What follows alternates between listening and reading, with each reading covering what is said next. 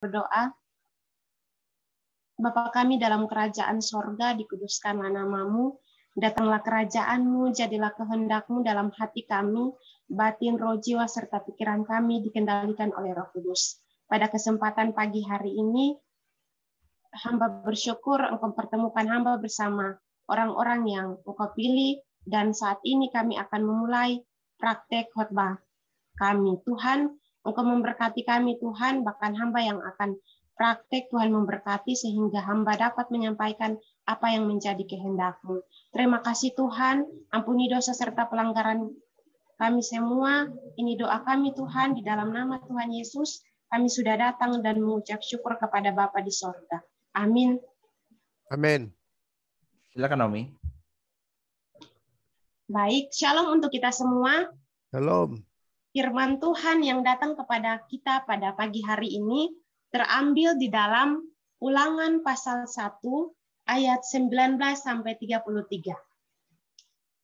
Ulangan pasal 1 ayat 19 sampai 33.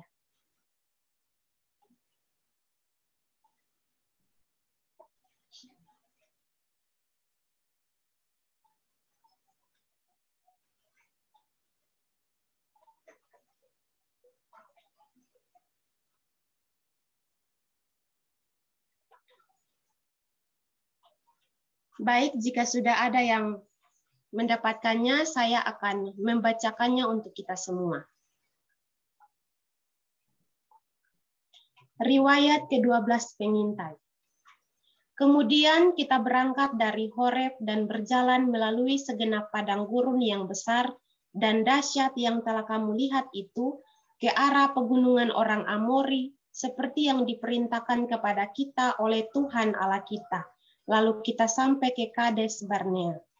Ketika itu aku berkata kepadamu, kamu sudah sampai ke pegunungan orang Amori yang diberikan kepada kita oleh Tuhan Allah kita. Ketahuilah Tuhan Allahmu telah menyerahkan negeri itu kepadamu. Majulah, dudukilah, seperti yang difirmankan kepadamu oleh Tuhan Allah nenek moyangmu. Janganlah takut dan janganlah patah hati. Lalu kamu sekalian mendekati aku dan berkata, marilah kita menyuruh beberapa orang mendahului kita untuk menyelidiki negeri itu bagi kita dan membawa kabar kepada kita tentang jalan yang akan kita lalui dan tentang kota-kota yang akan kita datangi. Hal itu kupandang baik. Jadi aku memilih daripadamu 12 orang dari tiap-tiap suku seorang. Mereka pergi dan berjalan ke arah pegunungan, lalu sampai ke lembah Eskol. Kemudian menyelidiki negeri itu. Maka mereka mengambil buah-buahan negeri itu dan membawanya kepada kita. Pula mereka membawa kabar kepada kita demikian. Negeri yang diberikan Tuhan Allah kita kepada kita itu baik. Tetapi kamu tidak mau berjalan ke sana, kamu menentang titah Tuhan Allahmu. Kamu menggerutuk di dalam kemamu serta berkata, karena Tuhan membenci kita, maka Ia membawa kita keluar dari tanah Mesir untuk menyerahkan kita ke dalam tangan orang Amori supaya dimusnahkan. Kemana pula kita maju? Saudara-saudara kita telah membuat hati kita tawar dengan mengatakan, orang-orang itu lebih besar dan lebih tinggi daripada kita, kota-kota di sana besar dan kubu-kubunya sampai ke langit. Lagi pula kamu melihat orang-orang enak di sana. Ketika itu aku berkata kepadamu, janganlah gentar, janganlah takut kepada mereka. Tuhan Allahmu yang berjalan di depanmu, Dialah yang akan berperang untukmu sama seperti yang dilakukannya bagimu di Mesir, di depan matamu, dan di padang gurun di mana engkau melihat bahwa Tuhan Allahmu mendukung engkau seperti seorang mendukung anaknya, sepanjang jalan yang kamu tempuh sampai kamu tiba di tempat ini. Tetapi walaupun demikian kamu tidak percaya kepada Tuhan Allahmu yang berjalan di depanmu di perjalanan untuk mencari tempat bagimu di mana kamu dapat berkemah, dengan api pada waktu malam dan dengan awan pada waktu siang untuk memperlihatkan kepadamu jalan yang harus kamu tempuh. Demikian bunyi firman Tuhan. Shalom untuk kita semua. Tema yang saya ambil untuk kita renungkan bersama pada Ulangan 1 ayat 19 sampai 33 adalah kita pasti membawa kabar baik. Sekali lagi, kita pasti membawa kabar baik. Kita semua yang diberkati Tuhan, dari pembacaan Ulangan 1 ayat 19 sampai 33, ada 3 hal yang akan saya sampaikan untuk kita renungkan bersama. Hal yang pertama adalah menjadi surat hidup. Kita belajar dari Kaleb dan Yosua yang membawa kabar baik kepada Musa dan bangsa Israel. Mereka berdua menyatakan yang benar tentang apa yang mereka lihat, bahwa negeri itu baik. Bahkan dengan bukti mereka membawa buah-buahan dari negeri itu untuk dilihat Musa. Kembali lagi kepada kita, bagaimana dengan kita? Apakah kita sudah menjadi surat hidup? Pertanyaannya, apakah kita sudah menjadi surat hidup? Oleh karena itu, mari kita belajar dari 2 orang ini, yaitu Kaleb dan Yosua, bahwa kemanapun dan di mana saja kita berada, kita harus menjadi surat hidup. Artinya bahwa kita membawa kabar baik dan menyatakan kebenaran. Misalnya, dalam lingkungan kehidupan kita tinggal, pasti banyak orang yang selalu gagal atau susah dalam kehidupan mereka. Seperti yang pertama, mungkin kekurangan ekonomi, belum mendapatkan pekerjaan, bahkan gagal dalam tes, baik itu tes PNS mungkin, ada yang remaja pasti mau tes polisi atau tentara, dan lain sebagainya. Kita bertemu dengan mereka seperti itu, kita harus mengatakan, ketika kita bertemu dengan mereka, kita harus menguatkan mereka dengan menjadi surat hidup, dengan mengatakan kebenaran, dengan mengatakan firman Tuhan, untuk menguatkan mereka dan berdoa untuk mereka. Itu hal yang pertama yang saya bagikan untuk kita bersama. Hal yang kedua, janganlah gentar dan janganlah takut. Orang Israel merasa, dalam pembacaan ini, orang Israel merasa takut dengan pesan yang dibawakan oleh 10 pengintai ini. Saudara-saudara kita telah membuat hati kita tawar dengan mengatakan, orang-orang itu lebih besar dan lebih tinggi daripada kita. Kota-kota di sana besar, kubu-kubunya sampai ke langit. Lagi pula kami melihat orang-orang enak di sana. Mereka mengatakan seakan-akan bahwa bangsa Israel ini akan kalah. Sehingga bangsa Israel ini menggerutuk serta berkata kepada Musa. Kita bisa lihat pada ayat yang ke-27. Karena Tuhan membenci kita, maka Ia membawa kita keluar dari tanah Mesir untuk menyerahkan kita ke dalam tangan orang Amori supaya dimusnahkan. Ini adalah perkataan daging yang diucapkan oleh bangsa Israel. Mereka tidak menyadari akan hal tersebut. Mereka merasa bahwa Tuhan tidak bersama mereka sehingga mereka dengan langsung mengatakan seperti itu. Namun, mari kita kembali kepada Yosua dan Kaleb. Di situ mereka tidak mengatakan seperti itu, tetapi sebaliknya mereka mengatakan bahwa janganlah takut dan janganlah gentar. Janganlah takut dan janganlah patah hati. Tuhan pasti menolong kita. Percayalah saja. Itu hal yang kedua yang saya bagikan untuk kita belajar bersama. Dan hal yang ketiga, Tuhan menolong dan mendukung. Tuhan memberikan roh keperkasaan kepada Kaleb dan Yosua, sehingga mereka tidak takut untuk melawan orang Amori. Karena mereka percaya bahwa Tuhanlah yang akan melawan bangsa tersebut. Kita bisa lihat dalam ayat 30 dan 31, Tuhan Allahmu yang berjalan di depanmu, Dialah yang akan berperang untukmu, sama seperti yang dilakukannya bagimu di Mesir, di depan matamu, dan di padang gurun, di mana engkau melihat bahwa Tuhan Allahmu mendukung engkau, seperti seorang mendukung anaknya, sepanjang jalan yang kamu tempuh, sampai kamu tiba di tempat ini. Jadi kita harus percaya bahwa dalam segala hal Tuhan pasti menolong kita.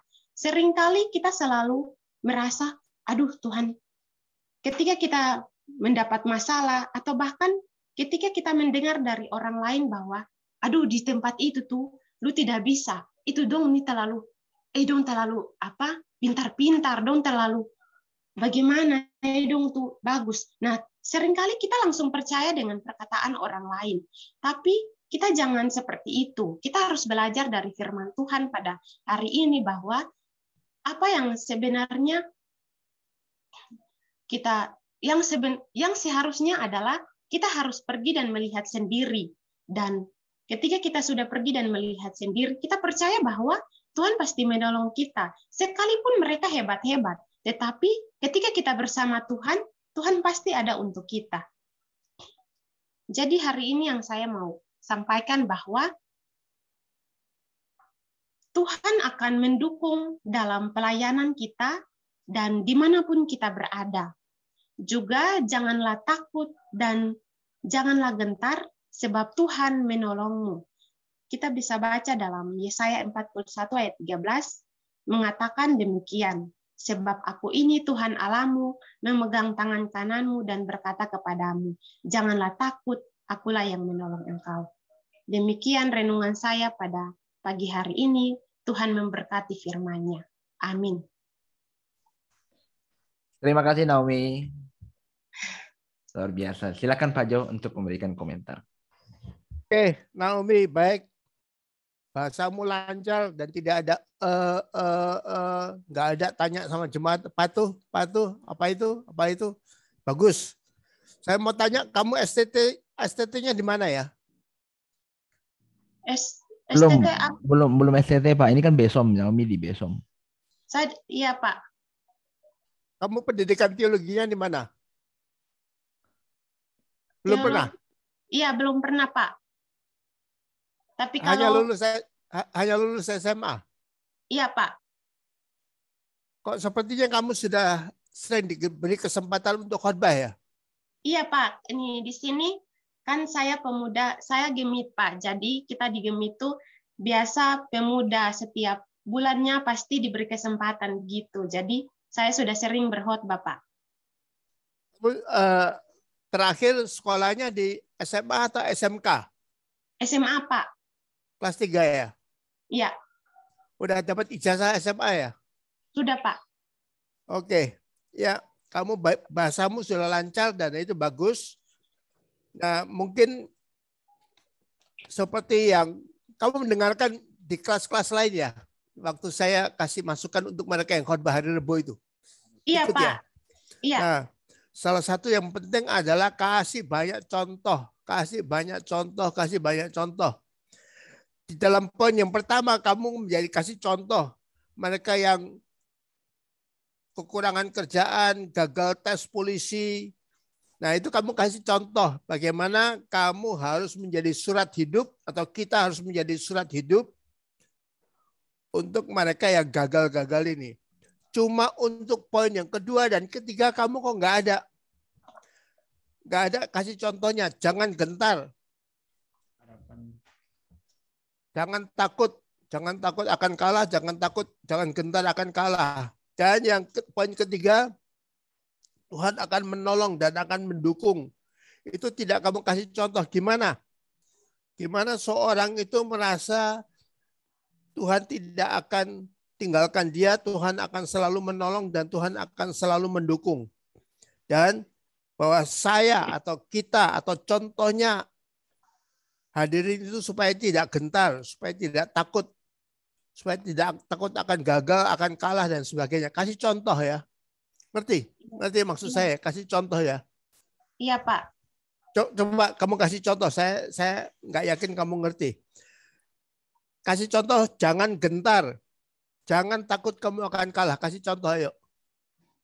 Contohnya ketika kita ya sama seperti yang tadi renungan yang hal pertama seperti ketika kita mau contohnya dalam waktu saya SMA saja ketika kita mau mengikuti ujian atau ulangan begitu setelah selesai ulangan selama itu kan kita belajar tapi kita masih merasa aduh Tuhan saya takut kalau nanti pas ketika saya ikut Ulangan saya tidak bisa. Tapi sebenarnya kita harus percaya, jangan takut dan jangan gentar bahwa Tuhan pasti menolong kita. Sama seperti dalam firman Tuhan Yesaya 41 ayat 13. Saya selalu mengingat firman Tuhan tersebut ketika saya sedang dalam ketakutan, ketika saya tiba-tiba saja saya ditunjuk untuk jadi ini. Jadi biasanya kalau di gereja dan tiba-tiba kalau di ibadah begitu, kita ditunjuk langsung untuk sembahyang firman Tuhan sekalian baca atau jadi apa yang leader worship begitu, Pak. Itu saya selalu perkatakan firman. Saya percaya bahwa firman Tuhan dalam Yesaya 41 ayat 13 menjadi jaminan untuk saya bahwa Tuhan akan menolong saya. Contoh seperti itu, Pak. Tapi masa ditunjuk untuk berdoa atau baca Alkitab, masa kamu takut dan gentar? Iya, Pak, karena kan ada yang belum siap ya, belum siap. Jadi tiba-tiba begitu. Kalau berdoa masa harus siap? Kita berdoa kan nggak perlu siap, langsung disuruh berdoa. Walaupun kita tadinya nggak mikir untuk berdoa, ya udah kita langsung berdoa aja toh. Masa takut dan gentar kamu? Ya, dulu saya seperti itu, Pak. Selalu kalau kan tiba-tiba datang, Naomi nanti doa ini, doa itu. Tiba-tiba kan ditunjuk, jadi saya, aduh Tuhan, aduh bagaimana nih? Tapi saya selalu, Mama biasa di rumah ajar bilang, kalau misalnya ini ditunjuk tiba-tiba, jangan takut, tetap perkatakan firman. Ingat firman yang menguatkanmu, selalu perkatakan itu dan minta Roh Tuhan untuk menolongmu. Pasti kamu bisa. Dan ketika saya berbuat seperti itu, saya bisa, Pak. Dan itu saya tidak takut. Akhirnya gimana? Akhirnya saya berani. Ketika itu saya bilang, Tuhan, tolong saya percaya, saya pasti bisa. Dan ketika saya mengatakan firman tersebut, dan pas giliran saya untuk berdiri di depan berdoa dan membacakan firman, saya tidak gugup dan bahkan tidak takut, Pak. Nah, cerita tentang khawatirmu waktu kelas 3 SMA itu gimana? Kelas 3 SMA. Kamu belum selesai tadi itu.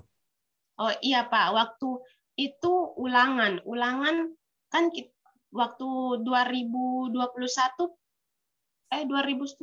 atau tidak salah 20 pandemi. Jadi kita ini belajarnya di rumah.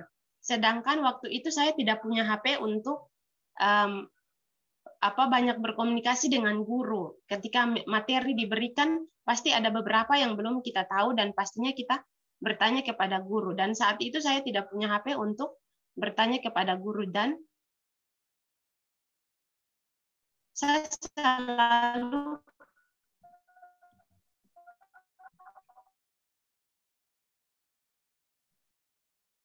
nanti koneksinya ya. Kita harus menunggu, Pak. Memang agak kurang sinyal di sana, Pak. Lampunya mati juga ya. Kok tiba-tiba jadi gelap? Tunggu ya, Pak. Kita tunggu Naomi sebentar. Ya.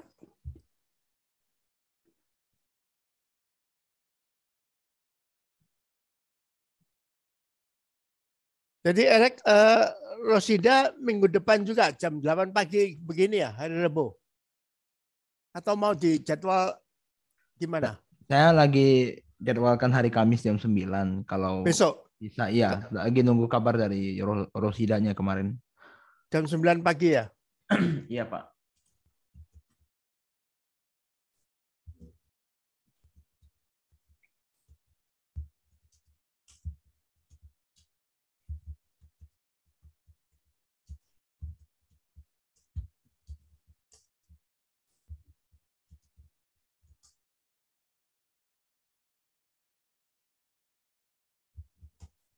Rasanya koneksinya mati, Erik. Lampunya saya lihat tadi mati. Ya. Susah, lama itu bakal betul. Iya, Pak. Silakan, Pak. Ya, silakan Naomi.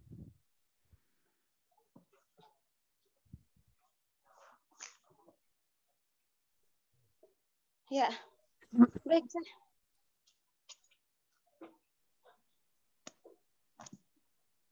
Saya lanjutkan, Pak. Ya. Ya, silakan. Kenapa? Listrikmu mati? Iya Pak, di rumah kalau listrik mati pasti jaringan susah, jadi harus turun di pantai dulu Pak. Kemana? Kemana? Ke pantai, Pantai, Pak. Pantai. Oh, rumahmu di samping laut ya? di bawah, di agak bawah lagi. Turun lagi ke pantai, kamu harus turun lagi ya? Iya, jadi turun untuk. Kok nggak jauh? Kok cepet kamu bisa turunnya? Nggak jauh ya? Iya, tidak terlalu jauh Pak. Oke. Naomi, jadi kata-katamu sudah lancar. Moga-moga kamu dipakai terus dalam Amin. pelayanan. Kamu sebagai apa sekarang di gereja? Di gereja sebagai liturgos Pak. Kalau dalam persekutuan doa sebagai liturgos. Liturgos itu kamu yang mendesain atau kamu yang pelaksana atau apa? Liturginya. Biasanya cuma diberi tugas saja Pak. Apa? Tugasmu ngapain aja? Seperti jadi liturgos saja Pak. Ya apa itu? Apa yang harus kamu lakukan? Ini bagaimana ya? Seperti jadi kayak bawa acara dalam ibadah begitu Pak. WL. Iya, WL seperti itu. Itu di gerejamu WL itu liturgos ya? Iya, disebut liturgos. Oh, tapi kamu nggak menentukan ya? Bukan yang mendesain liturgi, oh siapa yang khotbah, siapa yang WL, siapa yang main musik ini, main musik itu, enggak ya? Iya, tidak Pak. Terus kamu ada guru sekolah minggu atau remaja, sebagai apa kamu? Kalau saya tidak di guru sekolah minggu atau di remaja Pak. Cuma dalam persekutuan doa saja. Saya kebanyakan aktif di persekutuan doa. Kamu enggak di gereja tidak ditunjuk untuk berperan di sekolah minggu, remaja, kaum muda, manula, kaum ibu gitu enggak ya? Tidak Pak. Ya artinya enggak ya? Iya, iya. Tidak dalam yang seperti yang tadi Bapak sebut. Oke. Jadi bahasamu sudah lancar, tapi seperti tadi saya minta untuk yang poin nomor 2 dan nomor 3 itu kasih contoh-contoh yang real. Seperti tadi kamu kasih contoh, kasih tugas terpelayanan dalam gereja. Takut gagal, takut nggak bisa melakukan, tapi harus percaya bahwa Tuhan menolong dan mendukung. Lalu kamu kasih contoh juga SMA. Waktu akhir SMA itu. Jadi harus kasih contoh-contoh real ya. Supaya jemaat bisa menerapkan. Kalau kamu hanya mengatakan, saudara-saudara, mari kita percaya bahwa Tuhan menolong dan mendukung. Itu kata-kata abstrak. Harus dikasih contoh. Nggak ngerti. Gimana saya harus percaya bahwa Tuhan akan menolong dan mendukung saya. Jadi kamu yang harus kasih contoh-contoh supaya mereka, oh jadi saya harus begitu juga ya. Oh waktu saya ini mau aplikasi jadi PNS supaya saya tidak gagal tes polisi ini. Oh saya harus percaya kepada Tuhan bahwa Tuhan akan menolong, bahwa Tuhan akan mendukung saya. Dan saya tidak boleh takut atau gentar kalah atau ditolak jadi PNS atau jadi polisi ini ya. Jadi kamu kasih banyak contoh ya. Itu pesan saya buat khotbahmu. Ya, baik Pak. Oke. Rasanya cukup, Erik. Oke, terima kasih Pak. Terima kasih Naomi buat praktek khotbahnya. Kita sudah selesai ya. Jadi terus semangat ikutin kelas yang ada. Nanti yang mengenai kuliah itu kalau sudah selesai vaksin dan udah ada kabar dari Pak Jo akan menginfokan. Baik Pak. Ya, terima kasih. Kita boleh doa tutup. Agape, silakan boleh berdoa. Baik, mari kita bersatu dalam doa. Bapa di surga, terima kasih ya Tuhan, kami telah selesai praktek